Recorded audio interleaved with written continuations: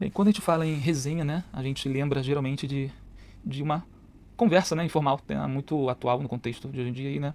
Resenha entre pessoas. A gente encontra, né, até vídeos no YouTube aí, resenha de fulano com ciclano, olha essa resenha. Ou seja, um bate-papo, algo informal ali, divertido. E trazendo um pouco do sentido dessa ideia aí de resenha comumente vista nas mídias sociais, podemos considerar a resenha um gênero entre o ultra formal, né, o bem formal, e o informal. Seria um meio termo com linguagem formal, sim, né, uma linguagem dentro das regras da gramática, mas um texto mais leve, um texto mais pessoal, apesar de ter que ser escrito de forma impessoal, né, preferencialmente. A resenha, ela é um primo, ela é uma prima, né, resenha feminina, prima do resumo. É prima mais velha, como sempre prima mais velha, né? Aqui tem mais idade, aqui tem mais conteúdo. O resumo, ele, né, o nome mesmo já diz, é um resumo, é um condensado de toda uma outra informação, seja de um livro, de um trabalho científico, né, uma tese, uma dissertação, pode ser de um filme, resumo de, né, um jogo, resumo de um jogo de futebol, né, de uma partida. Resumo são as principais partes, as partes mais importantes. A tentativa de pegar todo o conteúdo de uma obra, trazer as partes cruciais, as ideias principais e separá-las, né, do todo. Claro que reescrevendo, né, parafraseando, para não ser não ficar um Ctrl+C, um Ctrl+V, né? Então a gente reescreve, né, reestrutura a mesma ideia que encontrou nas diferentes partes de uma obra ou de um evento e escreve com as nossas próprias palavras aquela ideia. E a resenha, ela precisa do resumo, porém entra junto ou após o texto do resumo, aí que vai trabalhar um pouco o estilo da resenha, a opinião de quem está resenhando. E quando a gente fala em opinião, a gente fala aí, né, na palavra crítica. Por isso, algumas vezes, a resenha também é chamada de resenha crítica, porque ela tem o intuito de avaliar o conteúdo da obra além de resumir. E claro, para avaliar é necessário resumir, é necessário trazer os pontos principais. Lembrando que aí numa resenha crítica, né, o resenhista não precisa criticar, né, avaliar todos os pontos da obra. Ele pode se ater a alguns pontos apenas, aos que ele considerar mais importantes. Por quê? Por causa da finalidade da resenha. A finalidade da resenha é servir como um apoio de avaliação, né, indicação, se a obra merece ser lida ou não, se a obra é chamativa para o leitor ou não. Antigamente, na época do jornal impresso, época que fazia mais sucesso, né, tinha mais venda, o jornal impresso, eu não sei se existe ainda uma seção de caderno de cinema do Jornal Globo, que era o jornal mais vendido na época, né, hoje nem sei como que tá aí, mas enfim. O Globo aqui no Rio, né, São Paulo, por exemplo, é o estado de São Paulo, eu falei de São Paulo, cada região aí tem seu jornal mais uma circulação. Existia uma seção, né, na parte de mídia lá de cinema, a avaliação crítica de alguns filmes que estavam em cartaz, que estavam entrando em cartaz. A sessão chamava O Bonequinho Viu. E era mais ou menos assim. É, o bonequinho, representado aí, né, por esse palitinho, ele tinha várias reações de acordo com a crítica, de acordo com a opinião, né, dos filmes que estavam em cartazes. Quando o filme era muito bom, né, pela crítica, aí aparecia do lado do filme esse bonequinho aí de pé batendo palma. Quando o filme era bom, ele só batia palma, mas ficava sentado. O filme era mais ou menos, né, era nada demais, era, tá bom. Era o bonequinho sentado, só. E quando o filme realmente não era indicado, era considerado ruim, o bonequinho aí dormindo. E aí realmente, muitas vezes a gente deixava de ir ao cinema, ou queria muito, né, ir ao cinema para ver o filme, porque o bonequinho viu e disse que era bom. O bonequinho aplaudiu de pé. E a crítica serve para isso, né?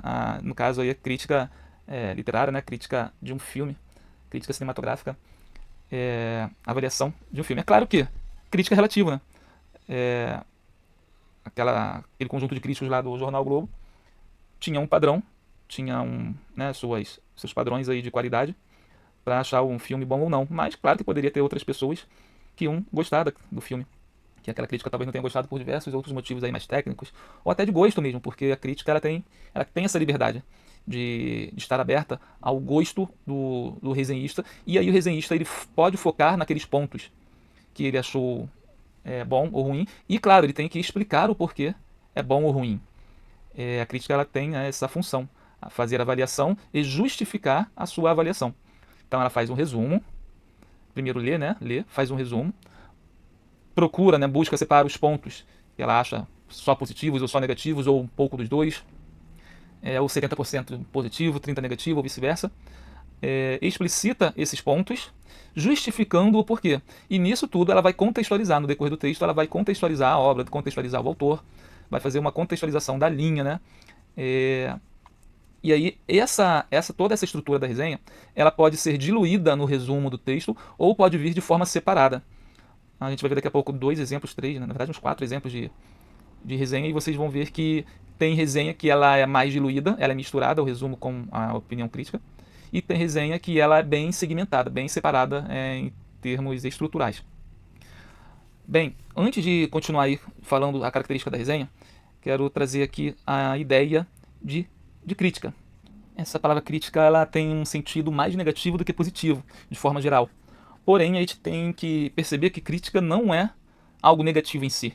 Crítica, temos aqui em 3 dicionários, né, o Priberan, se referindo, né, trazendo a primeira definição aí da palavra crítica como análise, feita com maior ou menor profundidade de qualquer produção intelectual, de natureza artística, científica, literária, ou seja, é igual a apreciação. Sentido 2, capacidade de julgar. E sentido 3, que aí sim é o sentido figurado, censura, condenação. Um outro dicionário, né, o Dício, que é um dicionário bem legal também, bem bom, traz aí como conceito de crítica os sentidos parecidos do Priberan. Análise avaliativa de alguma coisa, ação de julgar ou de criticar, submeter o livro à crítica do professor. E por extensão de sentido, avaliação negativa, censura, condenação. E aí depois, terceiro, também por extensão de sentido, exame através do qual se comprova a validade de documentos. E aí continua, função, atividade que consiste na examinação e avaliação de uma obra científica, artística ou literária.